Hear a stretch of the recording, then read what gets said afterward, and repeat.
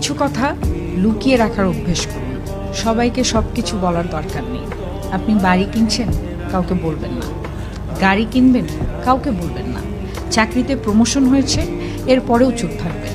আপনি ভালো life partner পেয়েছেন, কাউকে বলবেন না। কোথাও ভ্যাকেশনে যাচ্ছেন, বলবেন না। যদি কোনো ভালো কাজ করতে যাচ্ছেন মনে হয়, সবার আগে চুপ থাকুন।